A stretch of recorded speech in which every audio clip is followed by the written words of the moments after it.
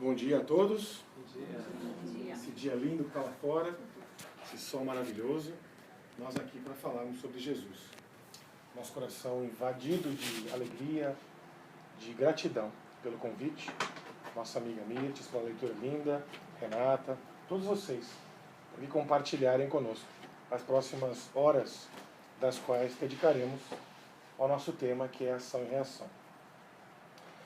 Nós gostaríamos, primeiramente, de continuar com os pensamentos elevados a Jesus, nosso mestre amigo, a espiritualidade maior, por esta oportunidade linda que aqui temos. O nosso objetivo desta manhã é falar sobre ação e reação, uma visão espiritual, falar um pouquinho sobre o perdão. Nós já começamos a falar sobre o perdão na segunda passada, para aqueles que estiveram aqui conosco. Vamos trazer alguns exemplos, algumas situações, não só do livro do André Luiz, que é maravilhoso, gente. Quem tiver oportunidade de ler, temos aqui para conferir. Né? É um livro maravilhoso que fala sobre isso muito mais, um teor muito mais aprofundado. Obviamente que em um par de horas nós não conseguiremos tocar em todas as partes do livro. Né? Algumas delas nós trazemos para solidificar a mensagem, mas fica o nosso convite, que os amigos possam se debruçar nessa leitura maravilhosa, que é a ação e reação. E, com isso já, nós temos aí um intervalo entre 10 e 15 e 10 e 20, dependendo do andar da carruagem, vamos dizer assim. Como nós gostaríamos de dizer, a nossa voz não é das mais lindas do mundo, ainda mais pouca assim no domingo de manhã. Então, por favor, sintam-se à vontade de perguntar, contribuir, né? Os comentários são muito bem-vindos. Isso aqui é um trabalho em grupo, gente. A única diferença entre a nossa posição aqui é de vocês, e nós passamos um pouquinho mais de horas estudando antes. Não quer dizer que vocês possam estar aqui amanhã. Né? Nós aí estávamos há pouco tempo atrás. Vamos dizer assim, então. Então essa é a ideia, tudo bem? Uma pergunta, alguma dúvida? Alguma sugestão? Vamos lá, então? Eu gosto de ficar em pé, porque falar sentado não dá, né? Então me perdoem se eu chutar alguma cadeira, que eu sou meio desastrado, assim, por isso que eu não gosto nem de água, porque eu derrubo tudo. Aquela coisa linda, né, gente? Então, ó, espero que vocês consigam, né, olhar a imagem. Deus não existe. Como assim? Deus não existe. É isso que passava na cabeça dessas pessoas que aqui participavam deste encontro. Em 1969, na cidade de Niterói, no Rio de Janeiro, quem é carioca que levanta a mão? Ó, tem 3. Quem é fluminense levanta a mão? Qual a diferença?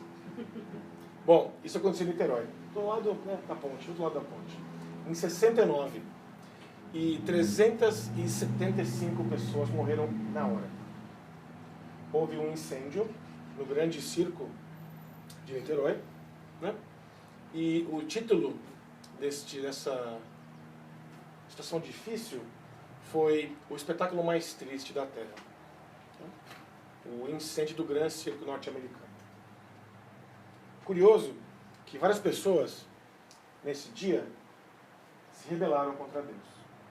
Mães, pais, imaginem a situação. Né?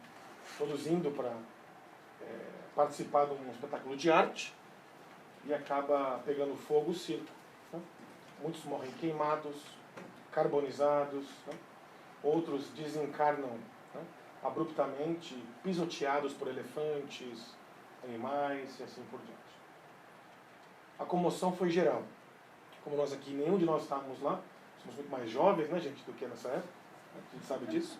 Mas imaginem a dificuldade que passou a cidade de Niterói com essa catástrofe, vamos dizer assim.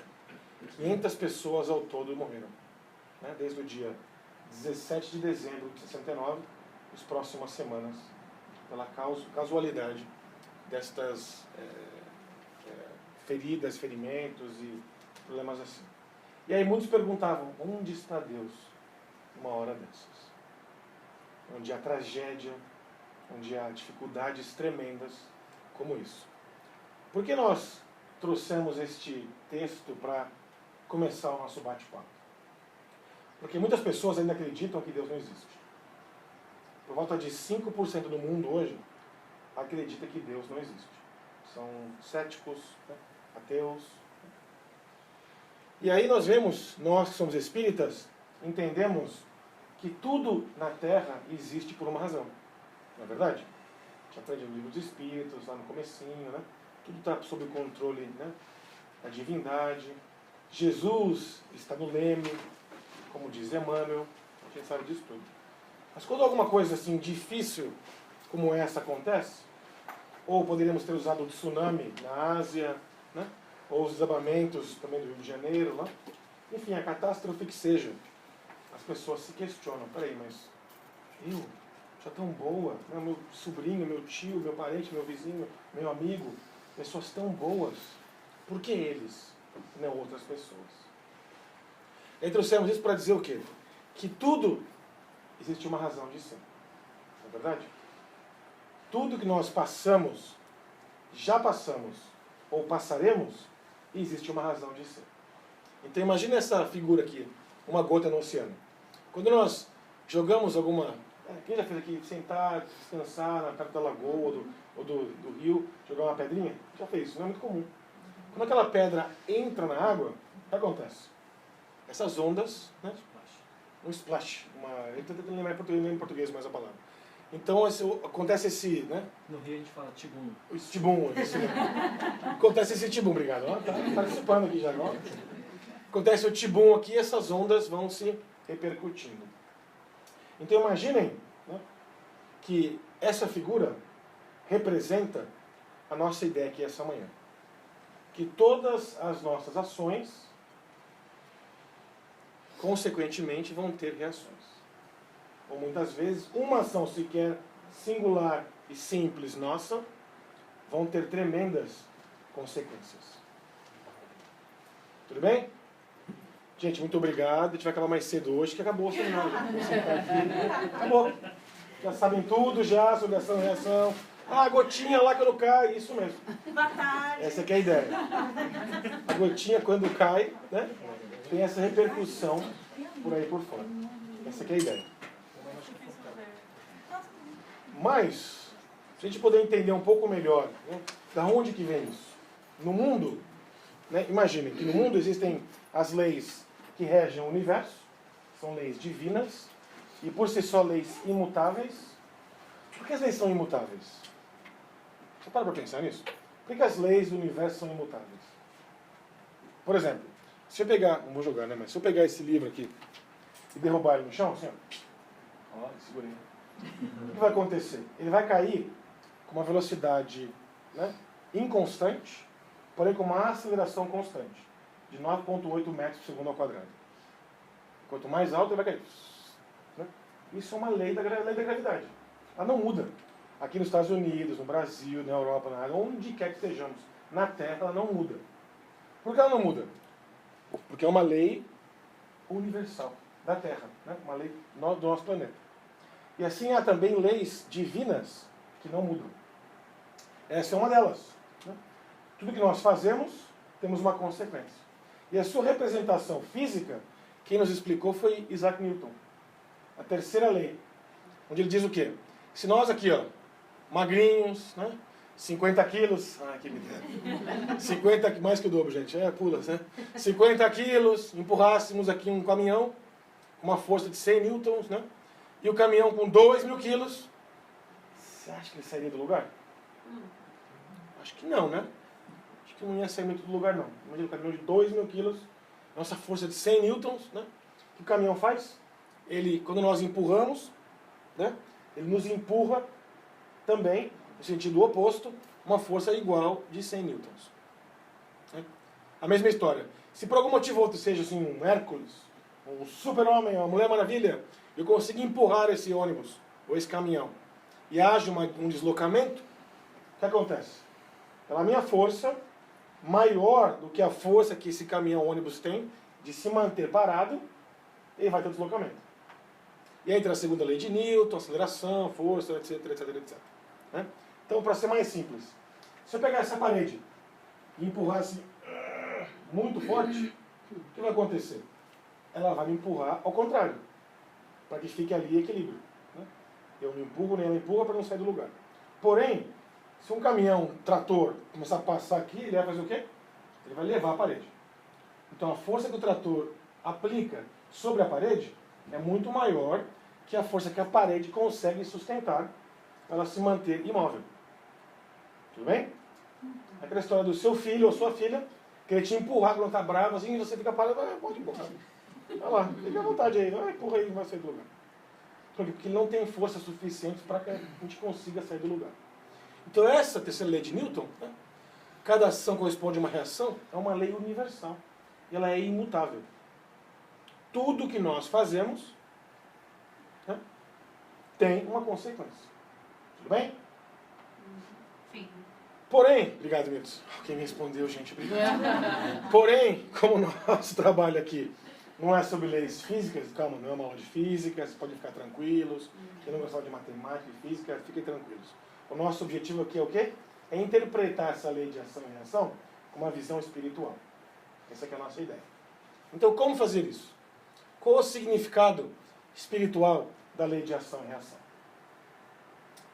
Vamos lá, então? Quero algumas respostas de vocês. O que vocês acham que significa ação e reação com o nosso olhar espiritual? Quem tem uma ideia? O que a gente faz tem uma reação. O que a gente faz, eventualmente, a gente recebe. Muito bem. Quem mais? Na verdade, essa ação, ela, como a gota no oceano, ela vai não só trazer uma reação para a gente, né, em algum momento, mas também vai afetar todos que estão ao redor da gente, né? Então, a lei de ação e reação, ela comenta, né, sobre tudo que fazemos tem um resultado, e esse resultado a gente vai acabar vendo muitas vezes voltando para a gente, mas também vai afetar as pessoas que estão ao nosso redor de alguma forma, né? Então, como é que é seu nome? Kátia. Muito obrigado, Kátia. Muito bem. Ó. Quem mais, gente? Ação e reação. O que vocês entendem como ação e reação? Acho que tem o tempo, o elemento de tempo, que para a visão espírita vai além de uma vida só, né? Muito bem. Então, às vezes, como complementando o que a Kátia falou, e essa ideia que a Rê também, acho que às vezes determinadas situações que a gente vê acontecendo hoje pode ter, são reflexos, são reações de ações muito do passado, muito de gerações antigas, por exemplo. Ou o que a gente faz hoje vai afetar as gerações futuras. Ok. Então, como é que é o seu nome? Cecília. Cecília? Cecília? Pode ser Cecília, carinhoso, Cecília.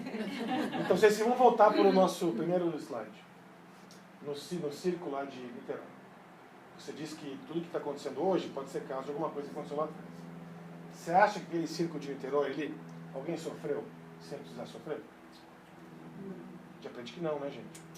Nós aprendemos, pelo Espiritismo, as lentes, né, do paradigma espírita, que ninguém sofre sem precisar. Então pare aqui, faça uma análise interna. O que eu sofro ainda?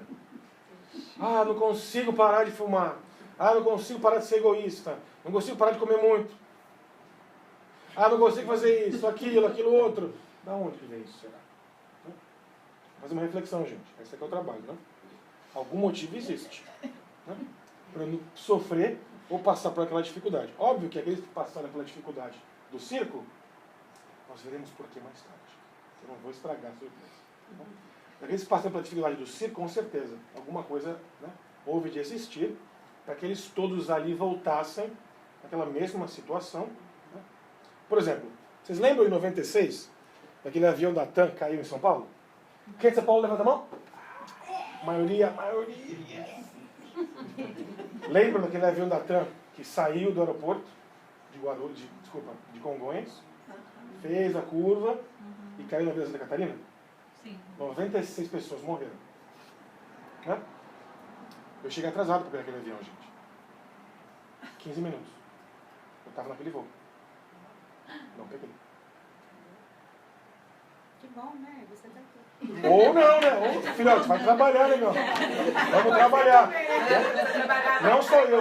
Olha que curioso, não sou eu. Pelo contrário, nosso exemplo é para justificar o que a gente está falando. Meu chefe, na época, não conseguia pegar o avião também. Morava em Alphaville, não conseguiu chegar para pegar o avião em Congonhas. Né? O nosso trabalho é muito simples, né? Só trazer a ideia, né, das pessoas do Espiritismo. Meu chefe na época, Parecido Shimoda, ele hoje tem um orfanato com mais de 1000 crianças que ele ajuda. Se tivesse ele participado daquela tragédia, por algum motivo ou outro, né, talvez não tivesse acontecido esse, né, trabalho assistencial, não tivesse, né, lançado esse trabalho assistencial. Ou seja, a gente quer acreditar que tudo existe uma razão. A gente entende pela lei, né, pela ótica espírita, que tudo existe uma razão. Quando a coisa vem para o nosso dia a dia, opa, será mesmo que é isso? A gente fica um pouco desacreditado, muitas vezes. Então, para que serve o nosso chamativo aqui? Para lembrar, todos nós, que tudo existe um porquê. Tudo existe um porquê na vida. Tudo que a gente vê é resultado, a gente sente, passa, sofre, fica feliz, se diverte, se constrange, né? Tudo existe um porquê. Então, a visão ou o significado espiritual dessa lei de ação e reação, tiveram outras, né, filosofias, outras pessoas que quiseram explicar. E algumas delas, a gente poder entender aonde que fica o espiritismo nessas todas, né, nesse meio todo. A primeira delas, a lei de ou pena de Italião, lei do karma ou karma com K, fatalidade, determinismo e, por final, a justiça divina. Então, nos próximos minutinhos, a gente vai ver uma a uma. A primeira delas, tá? Essa é a lei do karma.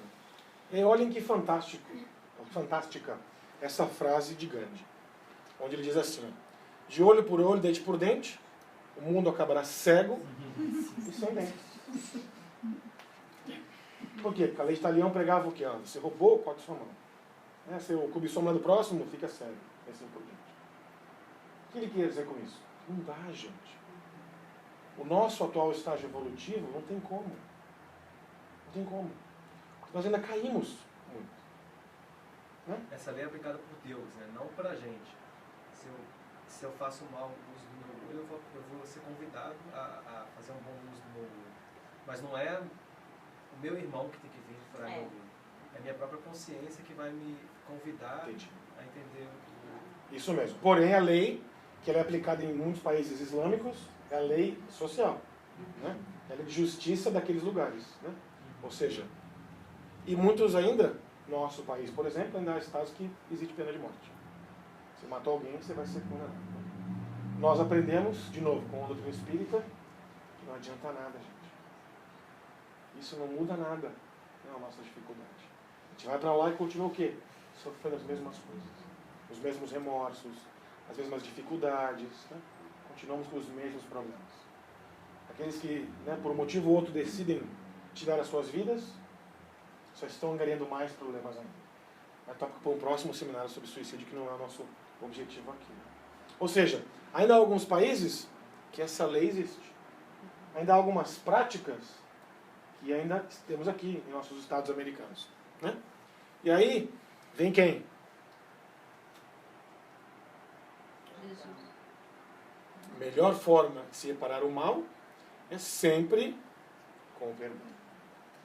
A maior prática, o maior ensinamento que Jesus nos trouxe, se pudermos assim, deixar tudo de lado que ele falou, seus 3 anos, né, Lucas, Marcos, Mateus, né, os evangelistas todos, tudo de lado, um tópico apenas, é o perdão.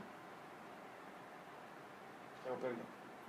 Ou seja, o maior, melhor e mais eficiente método de pagarmos o mal, ou de repararmos melhor o mal, é sempre com o perdão, gente. Não tem outro motivo, não tem outra maneira. Alguém faz alguma coisa assim, tudo bem.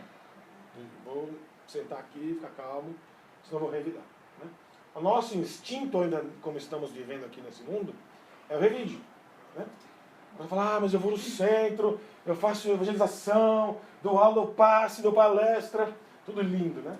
Sai da porta ali, pega one-on-one para ir para casa, uma fechada, ou seja, não aprendeu ainda. Né? Não aprendemos ainda muitas vezes. Algumas pessoas já se reconhecem né, nesse cenário que está antecedente. Né? Algumas pessoas já se reconhecem nesse cenário. Meus amigos, né, a ideia é que isso nos faça abrir os olhos. Porque nós somos espíritos imortais. Não estamos aqui só nesse momento. Né? Nosso trabalho é constante. A reforma íntima, né? Do autopolimento, né? Essa educação lá dentro. Educar lá fora é muito fácil. Né? Se comportar bem aqui no centro espírita, ou na igreja, num ambiente feliz, é muito bem, é muito fácil. O mais trabalhoso, né, é colocarmos em prática esses ensinamentos lá fora, com um parente difícil. Ah, mas aqui eu estou tranquilo, ninguém tem parente difícil, né? Ninguém tem parente difícil, todo mundo tem famílias perfeitas, maravilhosas, não é verdade? Ninguém tem problema no casamento, na família, ninguém, né? A gente sabe disso. Quem é que a gente é trabalhador no centro? Levanta a mão. Quem tem uma atividade de trabalho no centro? Estudante também é trabalhador, né? Estudante? Com certeza. Não. O estudante está trabalhando, se preparando para o trabalho lá na frente. Quem tem tarefa no passe, na cantina, de colocar água ali para fluidificar, ou de trazer comida, é um trabalhador. Né? A gente pergunta isso. Vocês têm problemas no centro, gente? Tudo aqui funciona perfeitamente? Tudo aqui funciona assim? Não, né? Imaginei que não mesmo. Por que será? Por que será? Por que será, gente? Porque a gente não está aqui por acaso. Exatamente, muito obrigado. Nada é por acaso, né? Porque nós trazemos essa bagagem de conhecimento de tantas outras encarnações, experiências, né? Com certeza, essa não é a primeira vez que vocês se encontram. Com certeza não. E aí a gente vai ter que lembrar, mas ele fulano, alguma coisa acontece que quando ele fala tal coisa, me tira do sério. Uma pessoa boa, eu gosto dele ou dela. Mas basta falar aquilo, eu já fico... Tem aquela reação visceral, né? Você começa a se sentir assim. Ah, meu Deus, por que será isso? A gente entende. Né? Alguma coisa lá atrás. Passou. Bom, continuando. Aí, como aqui estamos falando sobre Joana de Ângeles, trazer a mentora espiritual, né? Para nos mostrar aqui. Quando alguém ascende do Vale das Amarguras, toda a humanidade, né, eleva-se com ele ou com ela. Mas também quando se tomba no abismo do crime, da crueldade, a sociedade resvala para os fundos poços de volta ao primitivismo. Ou seja, sempre que um companheiro nosso muda de comportamento, sempre quando alguém resolve pegar aquela sementinha, plantar e dar aquele fruto lindo, né, todos nós que estamos em volta nos beneficiamos com isso. Todos nós. Da mesma maneira, quando alguém cai por um motivo ou outro, né, ou se desbanda, ou vai para o crime, não necessariamente o crime lá fora, mas o crime dentro de não se respeitar, não se perdoar, não se amar, né? Nós que estamos em volta sofremos a mesma coisa. Por isso a importância, aquela frase de Jesus, né? Enquanto ainda houver um dos meus irmãos que chora, eu ainda choro. Aqui, ó. Jonas explica por quê. Porque estamos interligados a essa malha espiritual, e nessa malha espiritual, todos nós trabalhamos juntos. Estamos de mãos dadas juntos, trabalhando. Quem já foi no jogo de futebol aqui? Jogo de futebol, de beisebol, de basquete, jogo o que seja. Todo mundo, né? Praticamente. Então imagine quando o jogador vai entrar no campo. O que acontece? Vai começar o jogo, tem lá 30 mil pessoas torcendo. O jogador vai entrar no campo. Imagine a adrenalina, as enzimas que passam, né? Saem do cérebro. Nervoso, aquela ansiedade de passar por aquilo. Aí ele vai entrar no campo. O que acontece? Todos os torcedores... Sabe que isso ajuda, gente? O jogador? Sim. Muito. Muito. Ajuda e muito. Por isso que há a estatística que os times que jogam fora de casa perdem mais. Porque não tem torcida. Ajuda muito. É um tirar do jogador para nós. Né? Nós, quando entramos em cena, meus amigos, no palco das nossas vidas diárias, nossos conflitos diários, nossas dificuldades, né, todas que nós temos essa pleiade de torcedores à nossa volta, esses espíritos que nós já angariamos amizades, que nós já tivemos relacionamentos anteriores, fala, vai lá, você vai conseguir. Vai que você vai conseguir acordar cedo hoje, fazer aquela palestra, você vai lá, agradar as pessoas, vão embora com a gotinha do oceano, nunca mais vão esquecer dessa sua imagem. Por quê? André Luiz nos diz, quando nós nos predispusermos a fazer qualquer atividade no bem, a nossa reação. Né? Uma camada, né? Um grupo de espíritos se juntam a nós para nos dar auxílio, suporte, assistência e também a torcida para que nós consigamos ou logremos essa atividade. Então todos nós que trabalhamos no centro, que temos atividades, né? Que nos predispusemos a fazer alguma coisa em nome, né? Do cristianismo, em nome do espiritismo, em nome do bem ao próximo, nós temos muito amparo, meus amigos. Nós nunca estamos sozinhos. Não, você falou. Falei? Falou. Nunca estamos sozinhos. Pode parecer difícil muitas vezes. Mas eu não consigo falar em público. Eu adoraria falar em público, eu não consigo. Eu não tenho muito conhecimento. Você para, estuda um tópico a fundo, passa lá horas e horas e horas e horas estudando, aí você vem falar sobre aquele tópico. Porque aquele dia, aquele tópico você conhece mais que muita gente. Né? Não precisamos ser perfeitos, ou esperar a perfeição para trabalharmos para o bem ao próximo. Não precisamos. Né? Há um ditado que o bom é inimigo do... Não, como é que é? O ótimo é inimigo do bom. Por quê? Se ficarmos esperando sermos ótimos em alguma coisa, para trabalhar, nós já somos bons, ou pelo menos temos um pequeno conhecimento. Se esperamos a perfeição, né, está perdendo tempo, gente. Estamos perdendo tempo. Então, voltando, continuando, melhor dizendo. E aí, o segundo, né, no hinduísmo, por exemplo, karma, né? Ah, você vai, isso é um karma da pessoa. Já ouviu falar isso? É karma dela, só porque é um karma dela. Deve ter jogado pedra na cruz. Minha avó falava isso, tadinha. Jogou pedra na cruz. Talvez tenha jogado mesmo, né? Ou deve ter colocado umas pedrinhas na área de São Francisco de Assis, né? Para, de repente... Tadinho, meu Deus. Mas, enfim. O que é a lei do karma, então? Né? O karma, gente, nada mais quer dizer... Aqui, ó. Kar quer dizer agir, fazer. Ma, efeito ou ação. Então, em sânscrito, que ali falavam, né? Fala-se na antiguidade, ele quer dizer o quê? Simplesmente um ato deliberado. Então, quando as pessoas falam, isso é um karma, elas não sabem o que elas estão falando. Quando nós falamos, é um karma. Karma é o quê? É só simplesmente um ato deliberado. Não é verdade? Então, a lei do karma existe? Existe. Por quê? Porque existe um ato deliberado, você causou aquilo, e aquilo vai ter o quê? Uma repercussão. Como um dominó aqui, ó. Você empurrou uma pedra de dominó, a outra vai cair na sua cabeça. Vamos dizer assim. Vou lembrar do dominózinho? Né? E aí,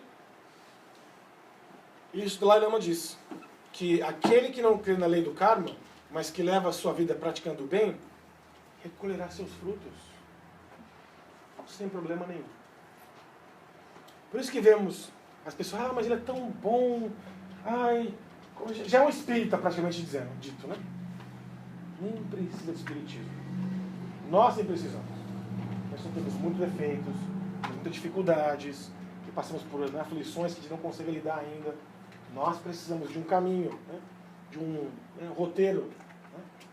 Quem gosta de cozinhar aqui, levanta a mão. Eu adoro cozinhar. Gente. Quem gosta de cozinhar? Quem cozinha com receita, levanta a mão. Quem cozinha sem receita?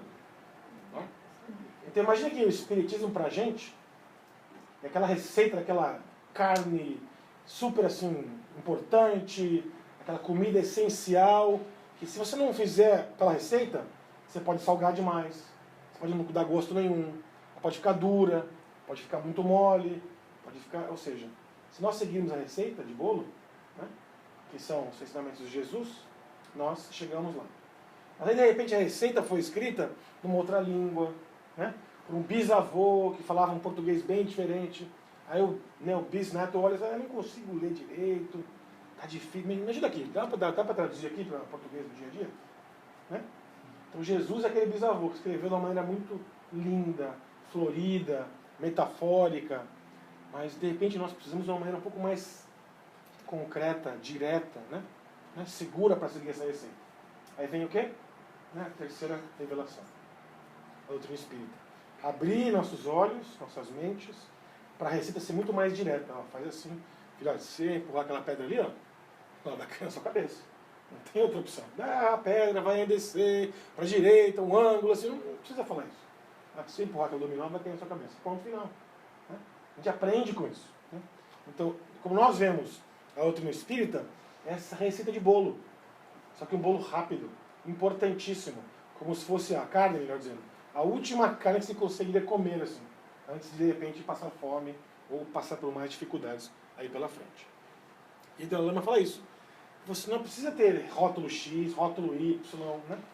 Kardec, num livro muito pouco lido pelos espíritas, intitulado O que é o Espiritismo, a gente tem aqui não? Na primeira página ele fala assim, explica o que é o Espiritismo. Né?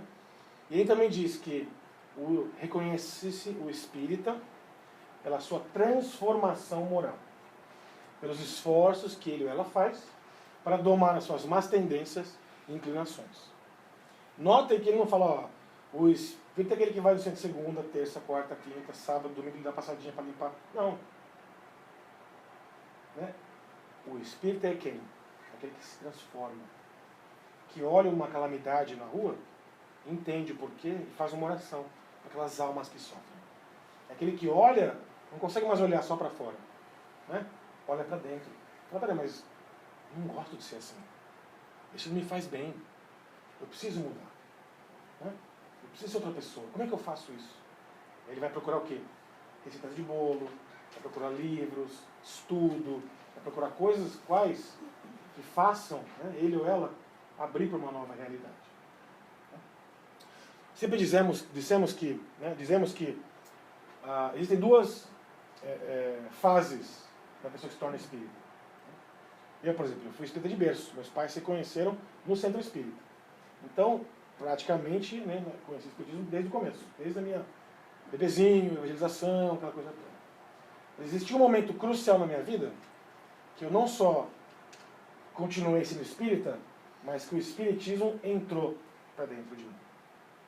E cada um vai ter uma experiência diferente. Né? Lembra de Paulo, quando ele vê Jesus, né?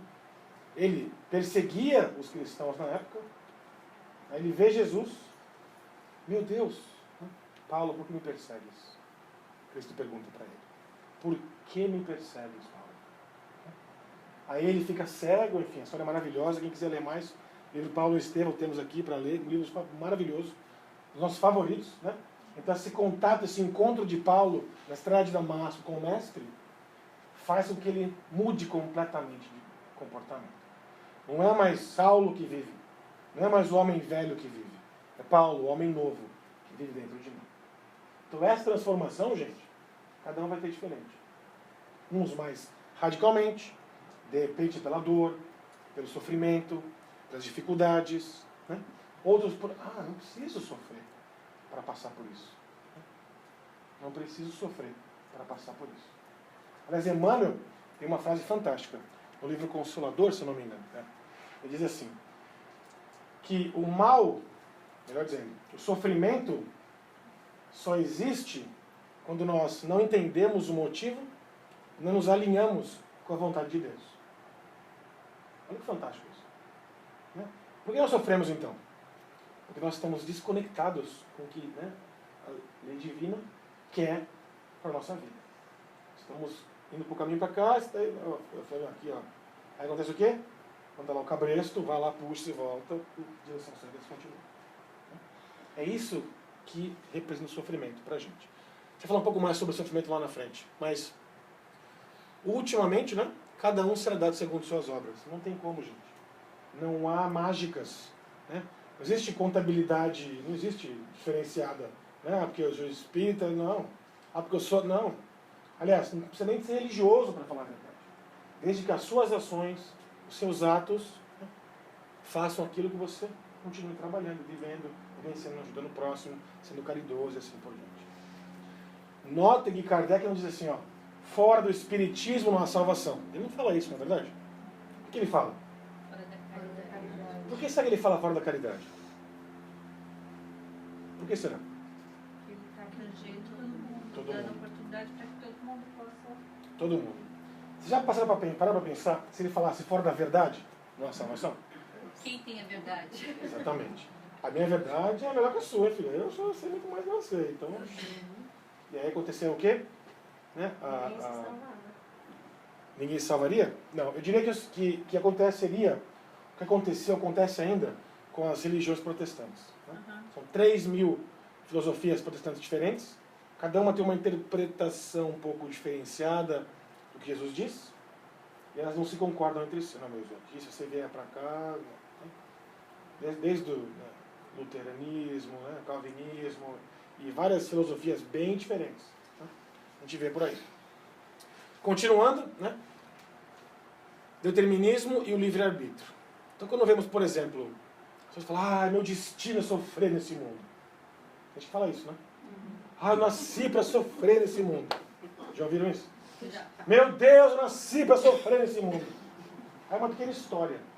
Existia uma empregada doméstica, muito pobre, no interior de Minas Gerais. Quem é de Minas Gerais, levanta a mão? Ninguém? Uau, isso é raro. Lá em Boston, a grande maioria é de Minas Gerais. Quando eu pergunto, todo mundo, mais de 80% de vocês levanta a mão. Então existia essa empregada doméstica, numa casa de pessoas muito ricas, que muito pobres no interior de Minas Gerais, trabalhava para esses senhores, muito nobres. Com 18 anos, ela engravida do filho do dono da fazenda. Um menino de 16 anos. E aí a família muito preocupada com o que ia acontecer. Vamos pegar sempre, senhora, vai tirar seu filho. Pelo amor de Deus, não existe essa opção. Essa opção não existe. Então eu vou dar dinheiro para a senhora voltar para algum lugar, suma daqui, não quero esse marco sangrento da nossa família, isso não pode acontecer. Enfim, dão dinheiro para essa mulher, ela voltar para onde ela morava, grávida com o filho. Passa por milhões de dificuldades. Né? O pai da criança nunca conheceu a criança, nunca conhece a criança. Ela vai ser lavadeira, vai ajudar, trabalha, enfim. Imagina a situação do interior de Minas Gerais, muito pobre, há quase 50 anos atrás, essa mulher passa por dificuldades todas. Enfim, ela tem o filho, cria o filho, e quem é o filho hoje? Haroldo. Ou seja, se ela ficasse preocupada com essas dificuldades, mas eu nasci para sofrer. Algum motivo existe, meus amigos. O sofrimento bate à nossa porta, nós não sabemos por quê. Se ele bateu, nós temos que procurar entender por que ele está ali. Qual o motivo ele está ali presente. Ação, reação.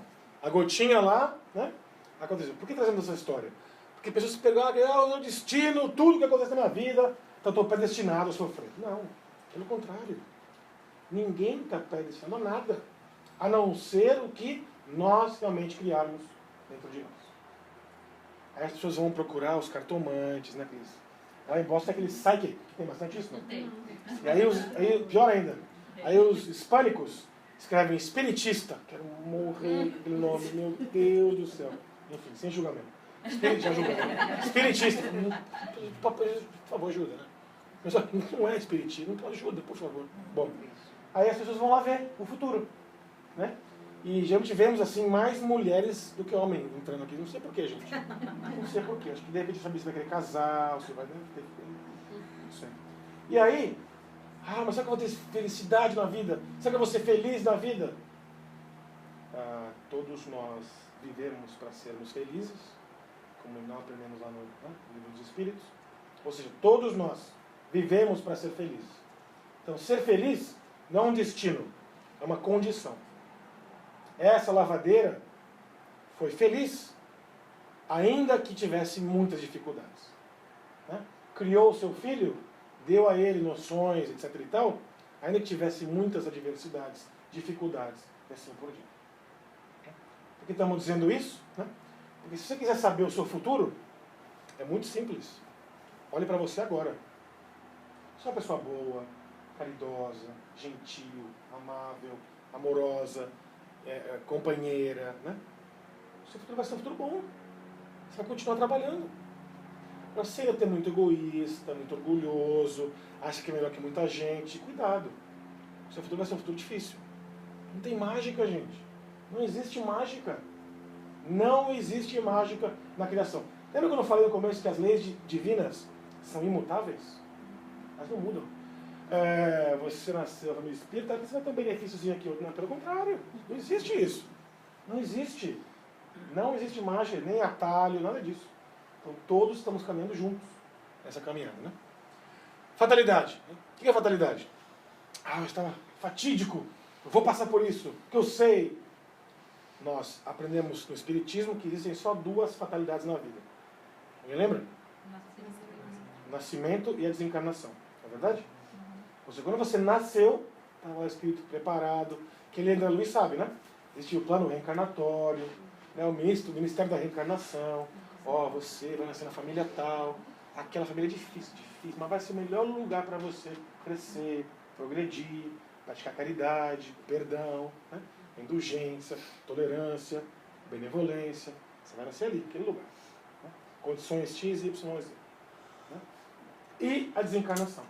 Está preparado já. Todos nós temos já no nosso livrinho, vai ser tal dia, tal lugar, em tal condição. Porém, temos várias histórias que dizem que a pessoa estava lá, né? Ia participar de tal coisa, a desencarnação ia ser de uma maneira, e por um motivo ou outro, pela misericórdia divina, que nós não entendemos, gente. Não entendemos ainda como é que funciona a misericórdia divina. Né? Aquela pessoa praticou muita caridade, foi muito bondosa, né? E a desencarnação, que é uma desencarnação difícil, é amenizada. Ou de repente aquele acidente, uma expiação, onde a pessoa perderia o braço, por exemplo. Né? No livro Memória de um Suicida tem vários casos desses. Né? Própria ação e reação, um caso onde uma pessoa, donas de escravos, onde praticava, né, atividades horrendas, horríveis com os escravos, tinha tal, né, expiação, perder o braço no engenho de cana-de-açúcar, no nordeste do Brasil. Porém, essa pessoa a vida inteira trabalhou em prol do próximo, ajudava as pessoas, tinha filhos adotivos, fazia muitas coisas, né? E aí vai o quê? No engenho perde o som dele, ao invés de perder o braço inteiro. Então, a misericórdia divina, ela trabalha de maneiras que nós não entendemos. E podem sim, que essa fatalidade lá na frente pode ser alterada de acordo com o nosso comportamento de agora. Então, se quiserem descobrir o futuro, não percam o seu dinheiro com cartomantes, leitores de búzios, tarôs, né? Por aí vai. Olhem o presente. Não precisa olhar na frente, gente. Olhem o presente. E também o livre-arbítrio, né? Então, se eu tenho livre-arbítrio, eu não posso ter fatalidade. Porque se eu escolho ir para a esquerda, como é que eu vou estar, né, predestinado para ir para a direita? Se eu posso escolher, uma coisa anula a outra. Né? E aí, trazemos o quê? Leon Denis, num livro maravilhoso, chamado O Invisível. Ele diz que a liberdade é a condição necessária da alma humana. Todos nós precisamos de liberdade. Né? Sem ela, não poderíamos construir o nosso destino. Então, existe um destino? Sim. Aquele que nós construímos. Todos construímos um destino, todos os momentos. Né? Todos os momentos. Mas, por exemplo, antes da reencarnação, nós aceitamos algumas obras para se fazer aqui, algumas coisas que nós já vemos programadas para se fazer. Lógico que em torno disso tem um livre-arbítrio, onde nós vamos. Mas essas obras já são exatamente assim, não tem como fugir delas. Claro que tem. Tem? Se eu por acaso pisar na bola, posso cair. Se eu por acaso vir preparado, preparou ali o fulano, deu estudo, conhecimento, vontade, né, capacidade, tudo, aí ele vem pra cá e de repente ele se desvia, por um motivo ou outro. Aí ele começa a ficar muito materialista, só pensa em dinheiro, esquece das homens consciências. Vai acontecer. Na verdade, a maioria das pessoas... Eu ia chegar lá no próximo, lá na frente, mas muitos de nós, meu Deus, me ajuda, eu quero chegar lá na Terra, quero fazer isso, fazer aquilo, trabalhar, me voluntariar, e assim, aquilo outro, chega aqui e você fala... Olha aquele comida gostosa, aquele carro novo, aquela casa nova, aí um carro, dois carros, duas casas, três casas, assim, assim, assim. Aí você fala, mas peraí, a minha vida não é essa vida. Essa vida aqui, dinheiro é importante? Óbvio que é importante. Né? Dinheiro não é um problema, gente. Como nós utilizamos o dinheiro, pode ser um problema. Né? Se nós temos muito dinheiro e não fazemos, né, trabalhar esse dinheiro em prol do próximo, Não adianta. Aliás, pergunto para vocês sobre o dinheiro. Vocês acham que o dinheiro traz felicidade? Não. Pergunta é séria. É sério. Vocês acham que o dinheiro traz felicidade? Depende. Peraí. Não, sim, depende. Quem acha que não, levanta a mão. Só você. Como é que é seu nome? Ana. Ana acha que não. Quem acha que sim, levanta a mão. Quem não acha? Quem acha que depende, não acha nada, levanta a mão porque faltaram mãos, a gente sabe disso. Eu sabia que ia ter o depende. Depende do uso. Se você souber usar. Então eu vou... O que você interpreta como felicidade? Tá, então vou mudar então a história. O dinheiro pode trazer paz para as pessoas? Não. Não? Pode. Pode. Ó, pode? Pode. Sim ou não? Adoro isso, gente. Dinheiro pode trazer paz. Quem acha que sim, vai pra cá. Quem acha que não, vai pra cá. Ó, muito simples. Eu acho que não, assim, definitivamente Eu não. conheço muita gente rica, milionária, que não consegue colocar a cabeça no dinheiro. É verdade, acontece muito isso. Então, Eles se forem... têm dinheiro para comprar o que eles quiserem, fazer o que eles quiserem. Então, se formos comparar só pelos colegas ou amigos que a Ana tem, diz que não. Porém, se formos olhar, por exemplo, pessoas assim muito ricas e beneméritas ao extremo, né? Por exemplo, vocês conhecem aquele detergente IP no Brasil? Detergente IP? Detergente IP? Sim. É do Paraná, detergente IP. A família é espírita, gente de várias gerações. Eles são assim uns grandes colaboradores com a mansão do caminho. Usam dinheiro, eles têm muito, para dar comida, educação, né? Assistência social para as crianças da mansão do caminho. Eu vou resumir. Joana de Ângeles diz que sim, o dinheiro traz felicidade e traz paz para as pessoas. Porém, desde que ele seja usado para causar paz e felicidade no próximo. Aí você sente a felicidade e a paz no próximo. Então, por exemplo, alguém passa fome na rua, você tem dinheiro na carteira, você vai lá e fala, vou comprar aqui, você está com fome, vou comprar um sanduíche para ele. Né? Você vai e compra o sanduíche. Aí a pessoa come, ela fica... Nós, sendo responsáveis por aquela situação, sentimos também, né? Aquela paz interior, de dever cumprido, de trabalho prestado e assim por diante. Então, quando nós usamos dinheiro em prol do próximo, nós sentimos paz e felicidade. Depende, seus amigos não usam e por isso não sentem paz e felicidade. Né? Olha que fantástico isso, gente. Fantástico. Está no Homem Integral essa frase. Não, eu só ia complementar que, na verdade, eu acho que entendi o ponto de vista dela, porque a pergunta, quando você fala o dinheiro pode trazer felicidade, até pode, mas não obrigatoriamente ele vai trazer a felicidade, assim como tem casos, eu lembro do filme, né, que você tinha recomendado, do Rap, que fala de uma família super simples, nem lembro o país onde eles moravam, que não tinha, assim, tinha uma casinha super simples, tudo, e eles eram super felizes. Então, aquela questão da felicidade depende do que você vê como felicidade, o que é felicidade para você, né? Acho que tem uma parte filosófica aí da coisa que... Então, será que você tocou nesse assunto? Se nós formos, por exemplo, para a psicologia e para a sociologia, vários estudos já foram feitos. Que quem, aqui nos Estados Unidos, tá? Quem ganha $500 por mês, que é muito pouco, né, gente? A gente sabe disso. Se a pessoa passa de $500 por mês para $5.000 por mês, há um ganho absurdo em felicidade, em tranquilidade, em paz, bem-estar. Ela tem um upgrade, vamos dizer assim, muito grande. Né? Gente, isso é acadêmico, tá? Não é espírita. Quem passa de 5 mil por mês para 50 mil por mês, 10 vezes mais, piora a condição da pessoa. Sim. Olha que fantástico isso. Por quê? Quem ganha $500 não tem casa muitas vezes, não tem o básico necessário. Né? É a pirâmide de Maslow para os psicólogos aqui que estão presentes. Né? Você não tem ali o mínimo necessário, né?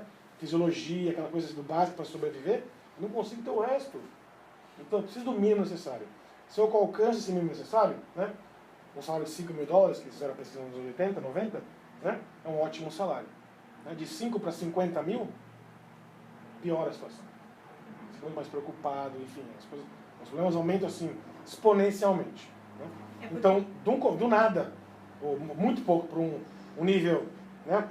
A gente possa ter uma vida tranquila, aumenta bastante o bem-estar, a qualidade de vida, assim por diante.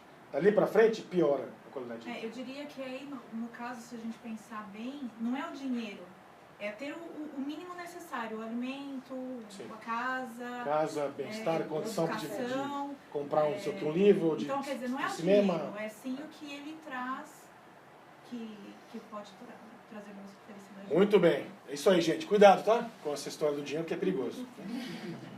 Todo o berço de agora, por que a gente trazer essa frase? Né? Retrata o ontem que passou. Então o berço, quando nós pegamos o bebezinho assim, né? Meu Deus, parece comigo, parece com a minha esposa, parece com a minha avó, com meu pai, assim por diante, né? Retrata o ontem que passou. Olha que fantástico isso. O caminho que iniciamos em determinada existência é o prolongamento dos caminhos que percorremos naquelas que a precederam. Voltando para o seu comentário. Seu trabalho em prol, por exemplo, o Divaldo, né, gente? Você acha que ele começou esse trabalho na última encarnação? Óbvio que não. Né? Será que a nossa próxima encarnação vai ser próxima do mundo? Claro que não. Né? Por quê? Porque são várias encarnações. Várias encarnações. Várias encarnações trabalhando nisso. Aí falamos sobre o perdão, por exemplo. Né? Que é parte do nosso, né, bate-papo aqui. O perdão. Existia ali cristão, isso 300 anos depois de Cristo, mais ou menos. Estava uma família de cristãos andando. Né? E aí vem um soldado romano, olha os cristãos, faz o quê? Pega o cavalo, joga em cima dos cristãos. A mulher desse cristão e os filhos são mortos imediatamente. O cavalo passa em cima deles. Esse cristão faz o quê? Para, ajoelha, pega o filho, né? Chora pela perda, né? Pela separação dos filhos e da esposa. Primeiro ato que ele faz, uma prece para o soldado. Uma prece para o soldado. Esse é Emmanuel, gente. 300 anos depois de Cristo. Eu não sei vocês, mas se alguém faz com a minha esposa e com as minhas filhas, eu não sei o que eu faria. Certamente eu sei que não seria uma prece para quem fez aquilo. Por quê? Porque denota a nossa atual realidade evolutiva. Então ninguém dá saltos de um dia para o outro. Ninguém se torna anjinho de um dia para o outro. Pelo contrário. Né? Nosso trabalho aqui é devagar. Né? É lento, mas tem que ser contínuo. Ah, não consigo perdoar 7 dias por semana. Então segunda-feira eu vou dirigir meu carro bem devagar. Pode entrar na frente, eu vou ouvir o Divaldo no meu rádio. Pode entrar, vai com Deus. Vai com Deus. Vai na paz de Jesus. Né? Meu chefe é difícil demais. Aquele dia eu vou com o alquimezinho ali. Oi, chefe, tudo bom? Ah, tudo bem, tudo bem. Por quê? Porque não adianta. Nós temos que nos transformar. Ninguém fará o trabalho por nós. O trabalho é só nosso, gente. Ah, mamãe me ajuda. Pode ajudar, dar um passo, ajudar a orar, né? Sabe que as mães têm uma conexão com os filhos muito grandes. Aliás, Emmanuel diz que a maternidade, várias mulheres aqui, né? Imagino que algumas têm filhos, né? A maternidade é um segredo entre a mãe e Deus. Nós, homens, jamais entenderemos o que é isso. A gente sabe disso. Não tem como os homens entenderem o que é a maternidade. Porém, meus amigos homens, 1, 2, 3, 4, 3. Serão mães em outras encarnações. Hoje Exatamente. Exato. Podemos ter opção no futuro de sermos mães. Porém, nessa aqui, existe uma coisa que nós fazemos que as mulheres não conseguem fazer. Alguém sabe? Uma atividade que é 100% masculina. As mulheres não conseguem fazer. Abrimos a geladeira, aí tem aquele vidro de palmito assim, vai, abre. As mulheres não conseguem abrir, gente. Então nós, né, precisamos dessa tarefa ainda para abrir o vidro de palmito, algum vidro assim específico. Aqui existe uma caixinha. Mariana me trouxe um tempo atrás. Tá vendo a árvore? A gente me trouxe artifício. Olha aí, sempre existe uma atividade. Não, brincadeira essa parte, gente. Por que nós queremos fazer isso? Porque, de novo, nós renascemos na Terra segundo as nossas dívidas ou conforme nossas necessidades. Não tem como. A condição que nós estamos aqui hoje, ou porque nós devemos lá atrás e estamos reparando, né? Ou porque nós fazemos o que? Eu preciso ainda nascer no lar espírita. Eu preciso de uma encarnação, de repente uma religião um pouco mais comandante, muito mais restrita, para não desviar. Né? Porque vejamos, gente, isso quem fala é Raul Teixeira. ser espírita é muito difícil às vezes. Por quê? Porque nada é proibido. Para pensar, nada é proibido. Pode, pode. Porém, se fizer, vai acontecer isso. Pode, isso pode. Porém, se fizer. Pode, isso pode. Aquilo pode. Pode tudo, gente. Nada é proibido no Espiritismo. Porém, ele faz o quê? Ele abre essas vendas para entendermos que se eu fizer aquilo, vai ter o quê? Uma consequência. Se eu fizer aquilo outro, vai ter o quê? Uma outra consequência. Lembra da foto da gotinha no mar? Nunca vamos esquecer, né, gente? A gotinha no mar. Alguma coisa, jogou a gotinha, a pedrinha ali, nunca mais vai ser o mesmo. Porque vai fazer aquela ondas para lá e para cá. Não tem como. Pergunta, seu nome é? Regina. Regina. E nessa fala do Raul, ele diz, né, que o espírita tem que aguentar Tem que aguentar. ser espírita, né? Não é para quem quer ser Olha que difícil, gente. Você vai, se voluntaria, gasta seu dinheiro, porque ninguém aqui é pago, né, gente? Tem salário, tem salário. Você se voluntaria, gasta seu dinheiro, vai, trabalha, estuda, e a pessoa fala mal ainda, gente. Fala, pode isso. Vai falar umas besteiras, meu Deus do céu, fala mal ainda. Aí você faz o quê? Tudo bem, acontece, eu vou de novo, não Se voto. me permite, o Haroldo ele também coloca, né, que o espiritismo, que nós sabemos que ele não impõe e não exige, mas ele espera tudo de nós. Então tem muito essa coisa de que às vezes a gente é cobrado das pessoas, mas não és espírita, como? Então nós devemos muito para o espiritismo, e por isso que hoje a gente está aqui e teve esse merecimento, essa chance. Para mim eu encaro hoje como uma chance, né, de estar aqui na doutrina espírita. Mas nós somos Eu com devedores. necessidade. Sim, chance, necessidade, tudo está englobado. Mas eu digo que é porque a gente deve muito, como tu já tinhas falado anteriormente. Né? Com certeza. A gente continua. Destino. Dar-nos-á sempre daquilo que lhe dermos. Né? Então, você quer ter um destino bom? Seja uma pessoa boa. Quer ter um destino pacífico? Seja uma pessoa pacificadora. Quer ter um destino amoroso? Ame. Né? Quer ter um destino que as pessoas perdoem você? Perdoe mais agora. É simples. Né? Jogue para esse universo aquilo que você espera que o universo devolva para você lá na frente. Aí vemos, por exemplo, aqui a nossa cultura americana. Do macro para o micro. Né? Os pais aqui, muitas vezes, expulsam os filhos com 18 anos. Já viram isso? Sim. É muito comum, né? Uhum. E aí o que acontece? Aí o filho vai para a universidade. Os pais expulsam mesmo. Minha esposa, quando morava na Carolina do Norte, ela trabalhava no restaurante na época lá. E aí um dos gerentes do restaurante falou assim para o filho, ó, eu estou mudando para a Flórida. Se você quiser o list do apartamento, você pode ficar. Mas eu e sua mãe estamos mudando. Se você quiser ficar, fica. E expulsou. Eles não amam os filhos mais ou menos? Não. Cultural. Porém, o que acontece quando eles ficam mais velhinhos? Os filhos fazem o quê? Empurram os pais, né, para asilos, assim por diante. Uma diferença brutal na Índia, por exemplo. Onde os filhos não saem de casa. Eles moram lá, aqueles puxadinhos aqui, casa aqui, levanta um cômodo lá, levanta um cômodo aqui, igual no Brasil, né? Muito comum isso.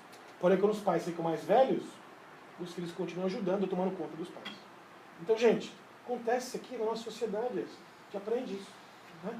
Quando nós damos para a sociedade, para o universo dá para a gente lá na frente. Tem jeito, sabe, né?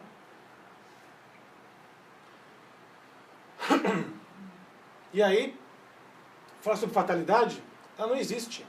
Senão para a escolha feita por nós mesmos, espíritos, sofrer esta ou aquela prova.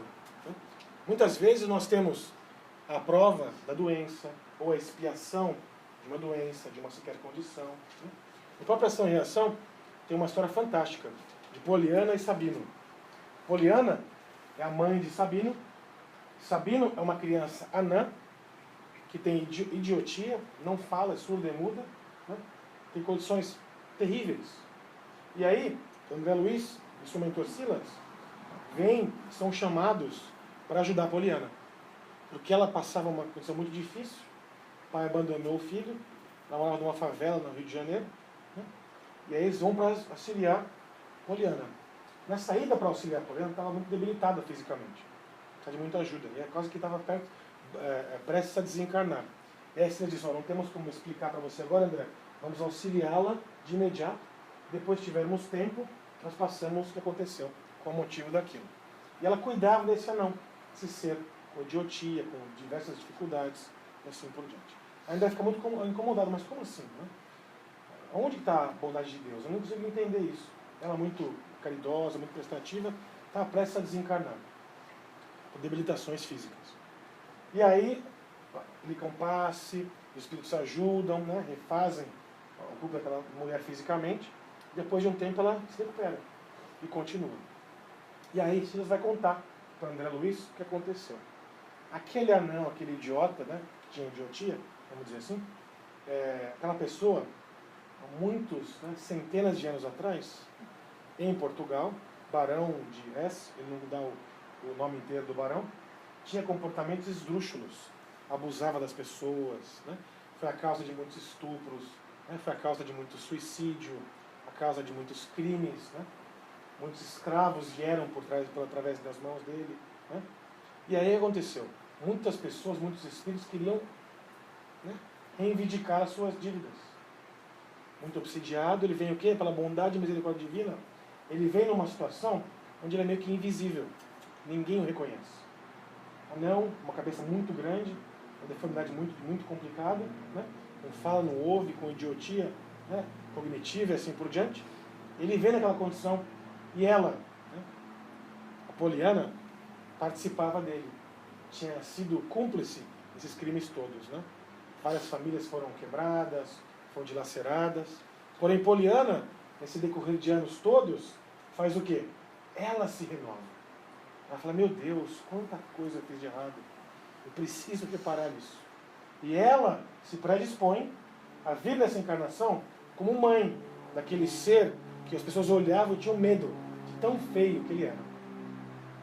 Imagina que a vida na favela já é difícil hoje. Imagina com um filho em condições como essas. Seus vizinhos têm medo de você. Acho que tem um monstro em casa. Vai passar por dificuldades muito grandes, né? E aí Silas diz para André Luiz, não, precisamos auxiliá-la, porque se ela desencarnar agora, todo o trabalho de expiação, toda essa fatalidade, entre aspas, desse, né, de Albino, vai ser em vão. Vai ter que reencarnar mais uma vez, começar de novo esse mesmo processo. Precisamos ajudar a Poliana, para que ela se mantenha encarnada, né, e continue esse desenrolar dessas atividades. Meus amigos, nós não sabemos o que aconteceu em caixas pretéritas. Tanta coisa nós fizemos. Fatalmente, podemos dizer assim, nós não éramos aqueles que ajudavam Jesus na época. Com certeza não. Né? Nós éramos sim aqueles que atacavam pedras, ou que puxávamos o tapete, ou de repente pedrinhas na sandália. Talvez não pedras assim grandes, mas pedrinhas pequenas, de repente jogar uma poeira em cima para ninguém ver nada. Né? Óbvio que nós temos compromissos antepassados. Né? Mas, de novo, a misericórdia é tão grande, ela só nos faz reparar os compromissos quando nós estamos preparados. Se não estivermos preparados, não está ainda pronto, vai ter que, né, se melhorar mais, aprender mais, se policiar mais, se desenvolver mais. Aí pode reparar a atividade.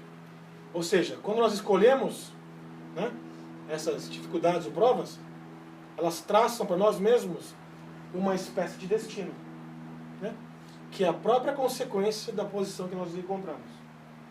Ah, mas a vida inteira ela foi doente. A vida inteira ele teve essa, sofreu disso, sofreu daquilo. Nós criamos isso lá atrás. Porque daquela seria a melhor condição para nós alcançarmos, né, um patamarzinho um pouco superior. Todos alcançam? Pelo contrário. Muitos falham. A gente sabe disso. Não tem como. Muitos falham. E aí temos, por exemplo, determinismo de Laplace, de Einstein, geográfico, né?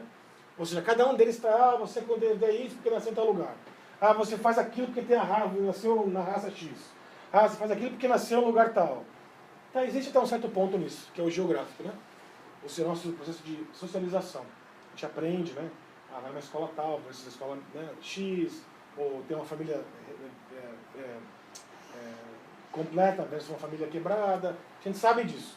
Mas nada, gente, nada é determinante. Nada é determinante. O pastor do Haroldo, né?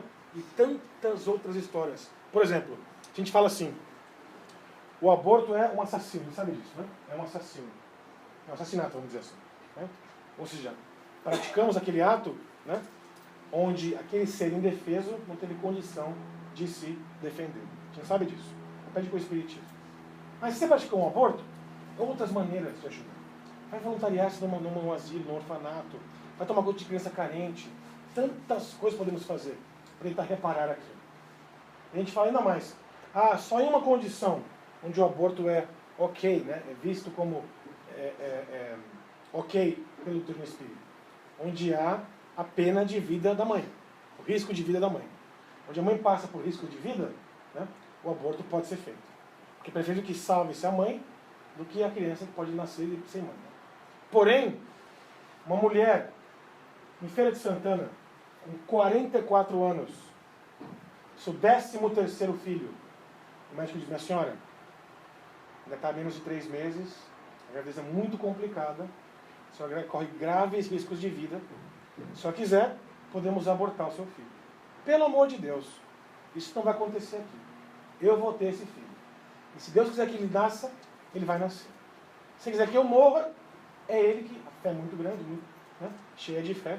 E esse 13º filho, com uma gravidez muito complicada, é nada mais, nada menos que Divaldo Pereira Franco. A gente aprende, gente, com o Espiritismo. Ele reforma, ele muda. Nós realmente debruçamos na doutrina espírita e aprendemos, nós somos pessoas diferentes. Não dá mais para viver como vivíamos antigamente. Não tem como. Não tem como. Ou seja, né, temos o livre-arbítrio, né, edificamos conscientemente nosso próprio destino, Martins Peralta fala, karma, como dizemos assim, o próprio Sanzio, na sua reação, diz que para nós espíritas o karma é só a conta do destino que nós realmente criamos, né? Essa contabilidade que eu coloquei lá, mais aqui, menos ali, mais ali, depois vou ter que balancear lá na frente, fica zero, né? Quem é contador sabe aqui, tem que balancear, sempre fica zero no final, né? Essa contabilidade daqui para frente. Ou, o bônus hora, a gente fala por quê? Porque lá na frente vamos precisar do bônus hora, né? Não sabe disso. Cada atividade no bem que nós fazemos, André Luiz caracteriza como bônus horas que estamos conquistando, né? Que estamos almejando, amelhando, vamos dizer assim. E aí, mapa de provas, programas reencarnatórios. O Alexandre, em Missionários da Luz, né, que é um livro maravilhoso também, gente, ele tem essa frase que é fantástica. Decisão antecipada das condições físicas e dos lugares mais adequados à evolução do espírito a reencarnar. É isso que acontece. Então, se você acha que tem um parente difícil, se você acha que tem um familiar assim complicado, adivinhe.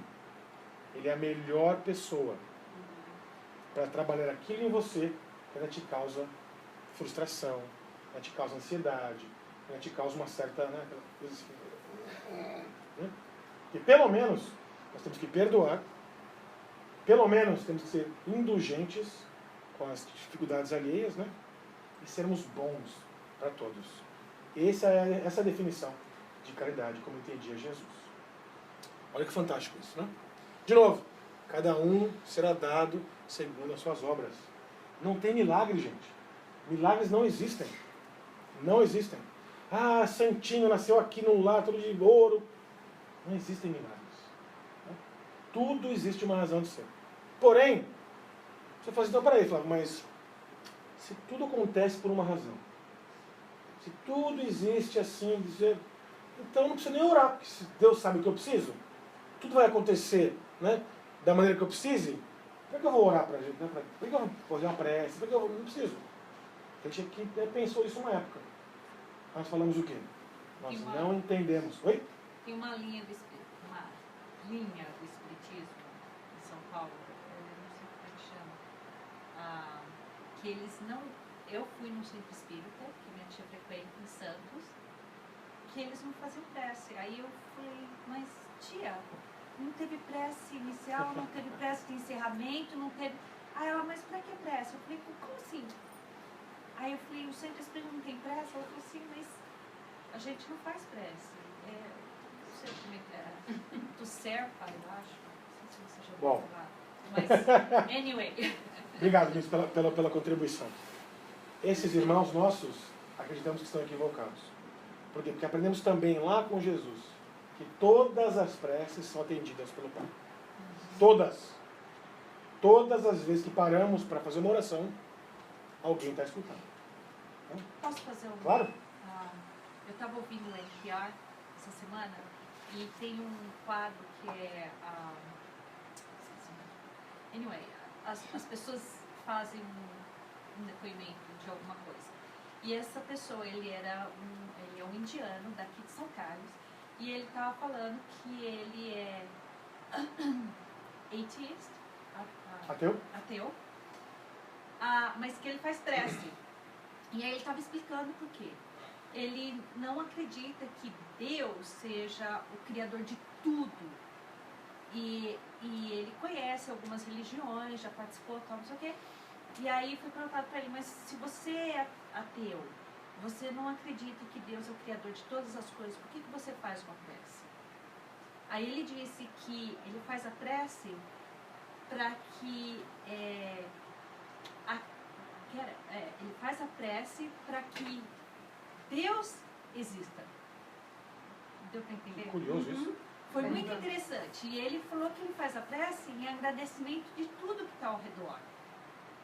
Porque eu achei super interessante ele falar que ele faz a prece para que Deus realmente exista. E ele, né? Eu achei super esse é o bonito. ateu, graças a Deus, né? Quando acontece alguma coisa, meu Deus, me ajuda, eu não sou ateu. Sou ateu, não acredito em Deus. Pelo contrário, não acredito. Meu Deus, me ajuda. Ou seja, voltando ao nosso ponto para encerrar, para fechar esse tema, essa parte.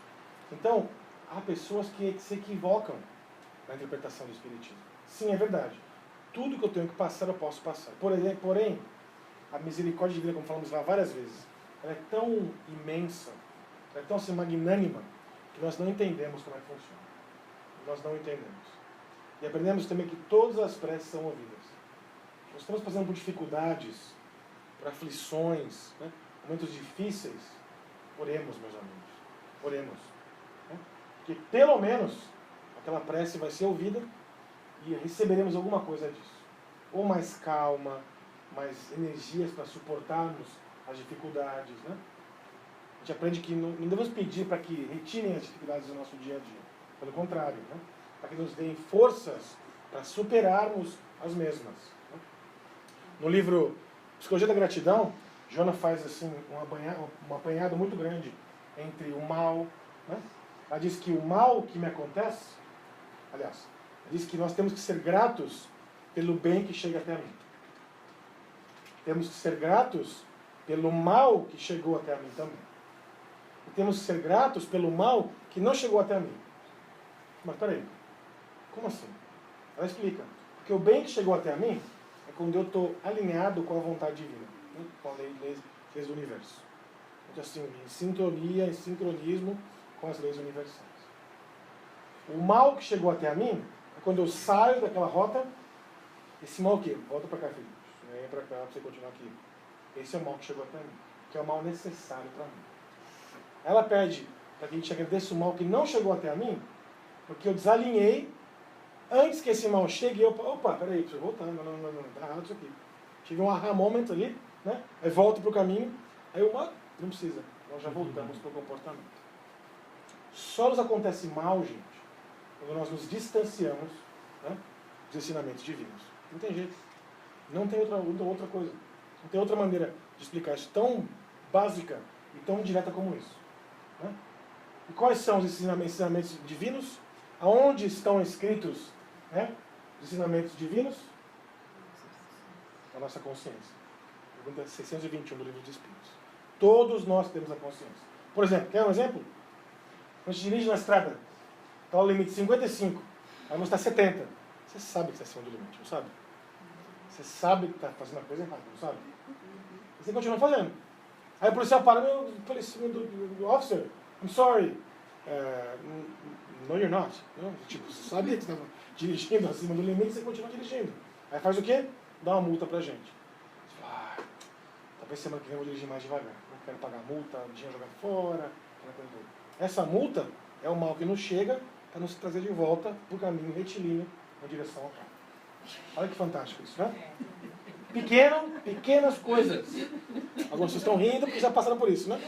Pequenas coisas que... Olha como é complexo, né, gente?